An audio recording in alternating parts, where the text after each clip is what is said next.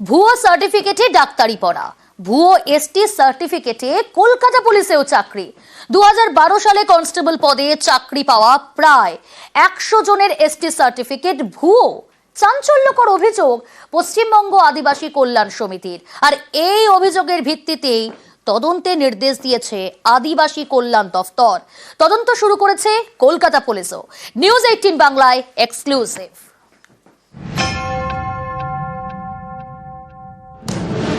ভুয়ো ST certificate দেখিয়ে ডাক্তারিতে ভর্তি, আবার ভুয়ো সার্টিফিকেট দেখিয়ে পুলিশেও চাকরি।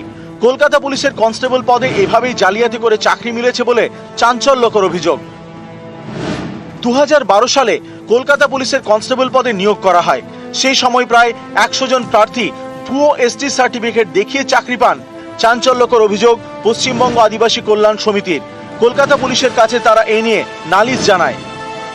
যেখানে পুলিশ নিয়োগ বা বিভিন্ন ধরনের এই বিডিও, এসডিও বা ডিএম মানে প্রশাসনিক যে পদ, সিভিল সার্ভিসের যে পদ, সেইখানেও কিন্তু এসটি লিস্টের নন এসটিরা কিন্তু এনলিস্টেড হয়েছে। এটা অনেক দুঃখজনক, হতাশাজনক বিষয় যে স্বাধীনতার 76-77 বছর পরও যদি আদিবাসীদেরকে তাদের সেই 6% মানে রিজার্ভেশন বা 7.5% রিজার্ভেশনের জন্য যদি আন্দোলন করতে হয় বারে বারে, এটা মোটেই কাম্য নয়। কলকাতা পুলিশের joint CP headquarter Miraj Khalid জানিয়েছেন, তদন্ত শুরু হয়েছে। ভুয়ো এসটি সার্টিফিকেট দেখিয়ে উর্দিধারীর চাকরি, এই অভিযোগ পেয়ে উদ্বিগ্ন আদিবাসী কল্যাণ দপ্তর। তারা অনগ্রসর শ্রেণী কল্যাণ দপ্তরকে বলেছে তদন্ত করে দেখতে। এর আগে ভুয়ো এসটি সার্টিফিকেট দেখিয়ে ডাক্তারিতে ভর্তি হওয়ার অভিযোগ ওঠে।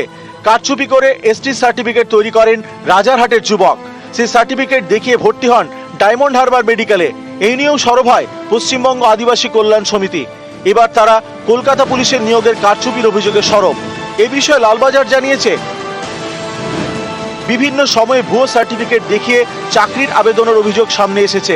এরকম হলে নিয়োগ তো দূরের কথা, আবেদনপত্র বাতিল করে দেওয়া হয়। 2012 সালে যাদের নামে অভিযোগ উঠছে তারা দীর্ঘদিন কলকাতা পুলিশের একাধিক ডিভিশন এবং ব্যাটালিয়নে কাজ করেছেন। তাদের সব নথি খতিয়ে দেখা হচ্ছে। কোনো কনস্টেবলের নথিতে কারচুপি নজর এলেই আইনি প্রক্রিয়া শুরু হবে। অমিত সরকার, নিউজ 18 বাংলা।